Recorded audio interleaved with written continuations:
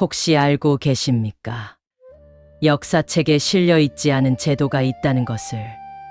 교과서는 여성 첩에 대해서는 많은 말을 했지만 남자 역시 첩이 될 수 있었다는 사실은 조용히 지나갑니다. 마치 누군가의 비밀을 지켜주는 친구처럼 말입니다. 이런 이야기를 계속 전하기 위해 구독과 좋아요, 댓글이 큰 힘이 됩니다. 먼저 시간을 거슬러 올라가 봅시다. 고대 중국 사회가 처음 형성되던 때로 말입니다. 그 시절에는 권력을 가진 자들, 즉 왕과 귀족들이 자신의 지위와 영향력을 눈에 띄는 방식으로 드러낼 필요가 있었습니다. 그 방식 중 하나가 바로 많은 사람을 거느리는 것이었습니다. 물론 우리가 가장 먼저 생각하는 것은 여성을 소유하는 것이죠. 하지만 실제로는 그보다 훨씬 더 광범위한 인간관계의 체계였습니다. 가족 내에서, 궁정에서, 귀족 사회에서 누군가를 자신의 소유물로 삼는 것이 권력을 보여주는 가장 직접적인 방법이었거든요. 마치 명품 가방을 들고 다니듯이, 다만 명품 가방은 움직이지 않는다는 점이 다를 뿐입니다. 여기서 우리가 주목해야 할 점이 있습니다. 권력과 소유의 관계는 성별을 가리지 않았다는 것입니다. 물론 여성이 소유의 대상이 된 역사가 훨씬 길고 그 수도 훨씬 많았습니다. 하지만 남자 역시 특정한 조건 아래서 소유되고 통제되고 제도화될 수 있었습니다. 다만 우리는 그것을 다른 이름으로 불러왔을 뿐입니다. 마치 똑같은 것을 다르게 부르면 달라진다고 생각하는 방식으로 말입니다. 궁정을 살펴봅시다. 왕이나 귀족이 권력을 유지하려면 주변에 신뢰할 수 있는 사람들이 필요했습니다. 정치적 조언자도 필요했고 문화와 예술을 담당할 사람도 필요했으며 순수하게 개인적 만족을 위한 사람들도 필요했습니다. 이 중에서 특히 젊은 남자들이 마지막 역할을 맡기도 했습니다. 그들은 외모가 뛰어나거나 음악이나 춤, 글씨 같은 예능에 능했거나 혹은 주인이 원하는 특정한 특질을 지니고 있었던 사람들이었습니다. 생각해 보세요. 지금이라면 이런 조건들을 어디서 찾아볼까요? 아마도 아이돌 그룹이나 연예계에서 비슷한 모습을 볼 수 있을 겁니다. 그 차이라면 지금은 공식적으로 그들을 소유한다고 하지 않는다는 것뿐입니다. 대신 다른 이름으로 부를 뿐 말입니다. 이들은 일종의 동반자로서, 경주자로서, 때로는 정치적 도구로서 기능했습니다. 흥미로운 것은 이런 역할이 명시적으로 정의되지 않았다는 것입니다. 공식적으로는 첩이라는 신분도 모호했습니다. 그들은 뭔가 중간에 떠 있었습니다. 종도 아니고 노비도 아니고 친척도 아니고 신하도 아닌 상태에서 말입니다. 마치 법적으로는 존재하지 않지만 현실에서는 확실히 존재하는 것처럼 말입니다. 시간이 흐르면서 이런 현상은 더욱 체계화되었습니다. 귀족 사회의 문화가 정교해질수록 권력자들은 자신의 지위를 더 정교하게 드러낼 방법을 찾았습니다. 아름다운 정원, 훌륭한 예술 작품들, 그리고 그들 곁에 있는 사람들, 특히 젊고 뛰어난 남자들을 거느리는 것은 시대에 따라 흐름이 되기도 했습니다. 당신이 왕이라면 어떻게 할까요? 귀족들에게 나는 권력이 있다고 어떻게 보여줄까요? 명령을 내리는 것도 있겠지만 가장 시각적이고 가장 개인적인 방식은 누군가가 당신의 옆에 앉아 있다는 그 자체입니다. 그들은 주인의 명령에 따라 움직였고 주인의 취향에 맞춰 행동했으며 주인의 시선 속에서만 존재했습니다. 이것이 권력을 표현하는 가장 완벽한 언어였습니다. 이 과정에서 중요한 것은 이것이 순전히 개인적인 감정이나 선호의 문제가 아니었다는 점입니다. 오늘날 우리는 사랑과 욕망을 개인의 자유로운 감정으로 봅니다. 하지만 고대 귀족 사회에서는 그런 것들마저도 정치적 권력의 맥락 속에 있었습니다. 누군가를 곁에 두는 것이 곧 그 사람을 통제한다는 의미였고, 통제한다는 것이 자신의 권력을 드러낸다는 의미였습니다. 마치 스마트폰을 소유하면 그 안의 모든 데이터가 내 것이 되듯이 그 시대에는 사람을 소유하면 그 사람의 모든 것이 소유자의 것이 되었던 것입니다. 남자 첩의 존재도 이런 무더기 속에 있었던 것입니다. 그렇다면 이런 남자들은 누구였을까요? 대부분은 평민 출신이거나 하급 귀족 출신이었습니다. 가난한 집안에서 태어났지만 뛰어난 외모를 지닌 소년, 음악에 천부적인 재능을 보인 젊은이, 글씨를 잘 쓰거나 말을 잘하는 청년들이었습니다. 혹은 정치적으로 필요한 경우도 있었습니다. 어떤 귀족 가문의 아들을 자신의 곁에 두면 그 가문과의 유대를 강화할 수 있었거든요. 혼인이나 양자 같은 공식적인 관계로는 부족할 때, 더 깊은 수준의 통제와 결속을 원할 때 남자 첩이라는 존재가 유용했습니다. 생각해보면 이것은 일종의 정치적 인질 제도와도 비슷합니다. 다만 인질은 보호받아야 할 대상이지만 첩은 언제든 버릴 수 있는 대상이라는 점이 크게 달랐습니다. 이들이 어떤 기준으로 선택되었는지를 살펴보면 매우 흥미로운 점들이 보입니다. 먼저 외모였습니다. 나이가 어릴수록 얼굴이 아름다울수록 선택될 확률이 높았습니다. 하지만 단순한 외모만은 아니었습니다. 그 사람이 얼마나 말을 잘 듣는지, 얼마나 순종적인지도 중요했습니다. 독립적인 생각을 가지고 의견을 제시하는 사람보다는 주인의 말에 의문을 제기하지 않는 사람이 훨씬 더 선호되었습니다. 마치 오늘날 어떤 사람들이 자신의 생각을 거울처럼 반영해주는 사람을 더 좋아하는 것처럼 말입니다. 그리고 예악, 즉 음악과 춤 같은 예술적 소양도 중요했습니다. 이것은 단순히 즐거움을 주는 것을 넘어 주인의 문화적 취향과 세련됨을 드러내는 역할을 했기 때문입니다. 마치 명품 시계가 당신의 성공을 보여주듯이 이들의 능력은 주인의 지위를 반사하는 거울이었습니다. 무엇보다 중요한 것은 이들이 항상 역할로서만 존재했다는 점입니다. 개인으로서의 꿈, 욕망, 미래는 고려 대상이 아니었습니다.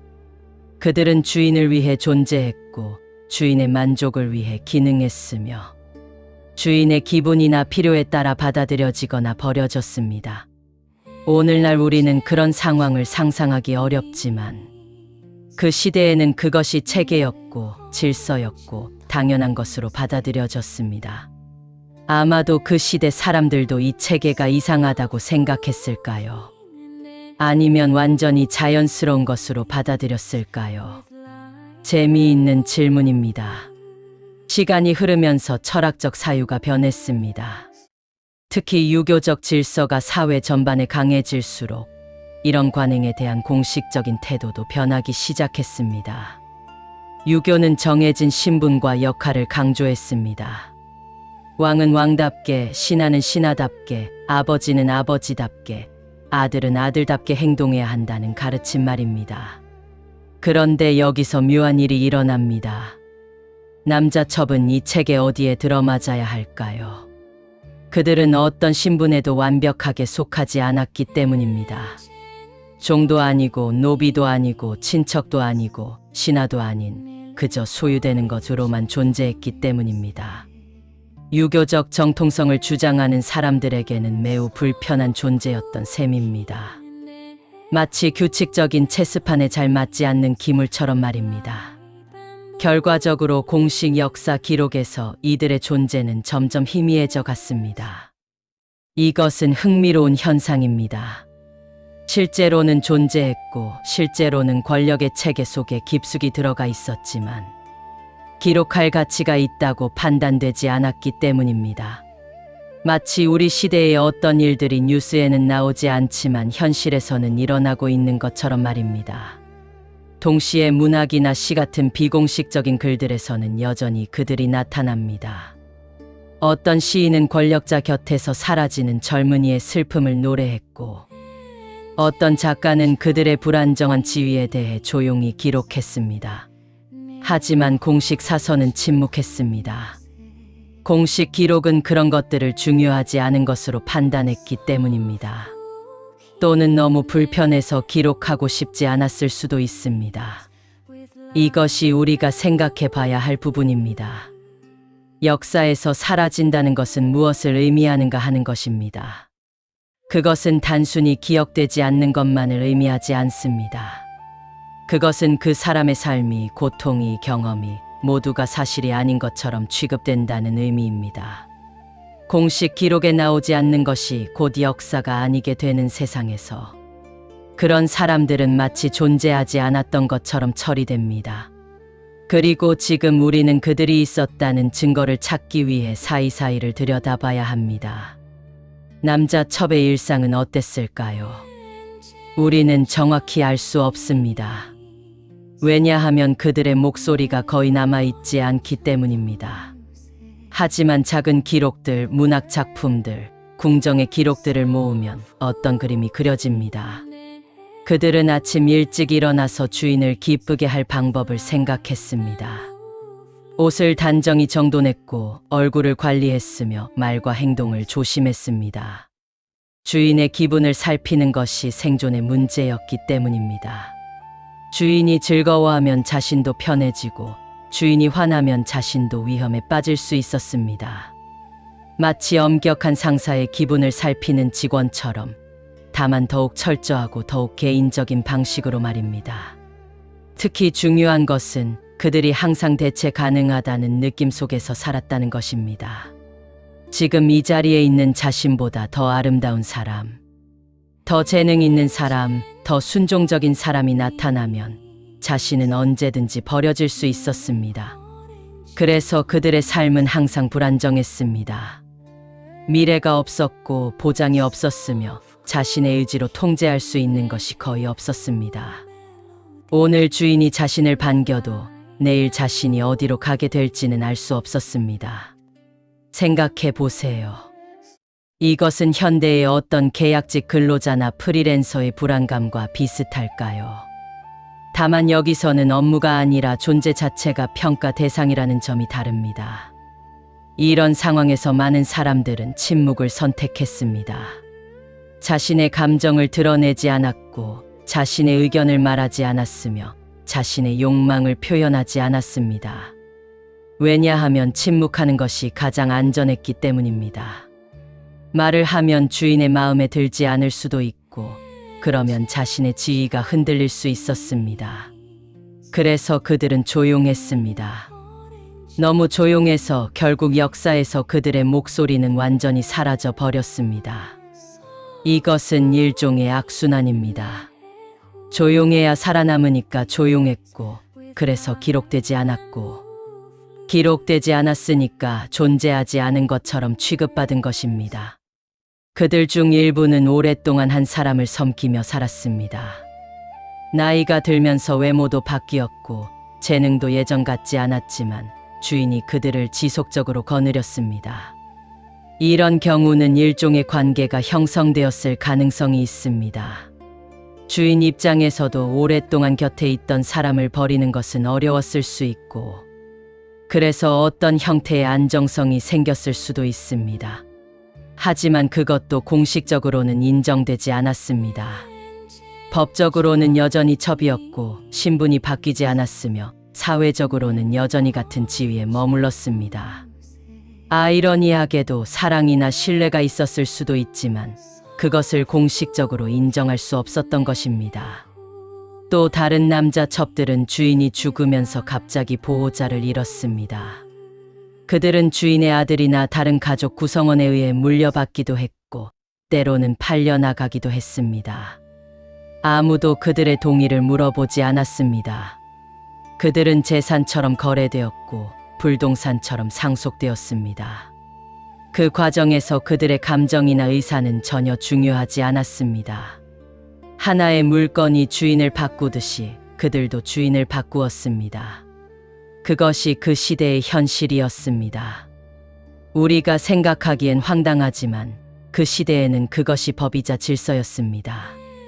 이 모든 것을 생각해 보면 우리가 마주하게 되는 것은 권력이 인간을 대하는 방식에 대한 근본적인 질문입니다. 권력을 가진 자들은 자신의 욕망을 실현하기 위해 타인을 필요했습니다. 그리고 그 타인을 소유하는 것이 가장 완벽한 통제 방식이었습니다. 남자 첩이라는 존재는 그 통제의 대상이 여성만이 아니었다는 사실을 보여줍니다. 권력 앞에서는 모든 것이 소유 가능했습니다. 성별도 나이도 신분도 상관없었습니다. 또한 제도라는 것이 개인을 얼마나 철저하게 삼킬 수 있는지를 보여줍니다. 남자 첩이라는 제도가 있었다는 것 자체가 권력 구조가 얼마나 세밀하게 인간관계와 욕망까지 조직했는지를 드러냅니다. 사랑도 욕망도 친밀한 관계도 모두 권력의 논리 속에 포함되었습니다. 그리고 그 과정에서 개인의 의지나 감정은 소거되었습니다. 마치 대형 기계의 개별 부품처럼 끼워져서 그 기계의 목적으로만 움직이는 것처럼 말입니다. 흥미로운 것은 시간이 지나면서 이런 관행이 점점 더 숨겨지게 되었다는 점입니다. 유교적 질서가 강해지면서 공식적으로는 그런 제도가 존재하지 않는 것처럼 취급되었습니다. 하지만 실제로는 여전히 존재했습니다. 다만 더 이상 자랑스러운 것이 아니었고, 더 이상 사회적으로 승인되는 것이 아니었으며, 더 이상 공식 기록에 남겨지는 것이 아니었을 뿐입니다. 그래서 우리는 그것을 알 수 없게 되었습니다. 이것은 흥미로운 역사적 아이러니입니다. 가장 치명적인 검열은 기록 자체를 하지 않는 것입니다. 이 지점에서 우리가 깨달아야 할 것이 있습니다. 역사가 우리에게 보여주는 것과 숨기는 것 사이에는 거대한 공백이 있다는 것입니다. 교과서는 왕과 신하들의 정치적 활동을 기록합니다. 하지만 왕 옆에서 침묵하며 살았던 남자들의 삶은 기록하지 않습니다. 공식 사서는 중요한 사건들과 제도들을 기록합니다. 하지만 그 제도 속에서 짓눌린 개인들의 경험은 역사의 대상이 되지 않습니다. 이것이 역사 기록의 한계입니다. 그리고 이 한계를 이해하는 것은 과거를 이해하는 것만큼이나 중요합니다. 또한 우리가 생각해 볼 점은 무상함에 대한 것입니다. 고대 철학자들이 말하던 모든 것의 덧없음, 그리고 권력의 집착에 대한 것입니다. 권력을 가진 자들이 자신의 소유물이라고 생각하던 것들은 결국 그들의 죽음과 함께 흩어졌습니다. 자신이 소유했다고 생각하던 사람들도 자신이 통제했다고 생각하던 관계도 모두 끝이 났습니다. 그리고 그것을 기억하는 사람도 거의 없었습니다. 오직 침묵만 남았습니다. 생각해 보세요. 얼마나 강한 권력이었든, 얼마나 철저한 통제였든, 결국에는 죽음 앞에서 모두 사라집니다. 그것이 인간의 숙명이고 역사의 운명입니다. 남자 첩의 이야기는 단순히 기이한 옛날 풍습에 대한 것이 아닙니다. 그것은 권력이 인간의 삶을 어떻게 조형하는지, 제도가 개인을 어떻게 소거하는지, 그리고 역사가 무엇을 기억하고 무엇을 잊는지에 대한 이야기입니다. 그들의 이름이 기록되지 않았고 그들의 목소리가 남아있지 않았지만 그들의 존재 자체가 우리에게 말해주는 것이 있습니다. 당신이 알아야 할 것은 우리가 역사에 대해 생각할 때 흔히 큰 사건과 위대한 인물들을 중심으로 생각한다는 것입니다. 하지만 그 사이에는 항상 이름 없는 많은 사람들이 있었습니다. 그들은 권력의 필요에 의해 선택되었고 역사의 흐름 속에서 침묵했으며 결국 기록되지 않은 채 사라졌습니다.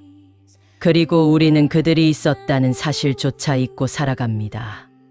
마치 그들이 처음부터 없었던 것처럼요.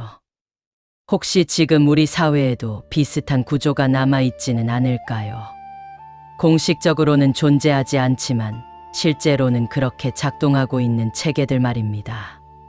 권력과 소유, 통제와 침묵의 관계가 다만 다른 이름으로 계속되고 있지는 않을까요? 그것은 우리가 스스로에게 던져야 할 질문입니다. 역사는 우리에게 거울을 비춰줍니다. 그 거울 속에서 우리는 과거뿐만 아니라 현재도 함께 봐야 합니다. 그리고 어쩌면 그것이 역사를 공부하는 진짜 이유일지도 모릅니다.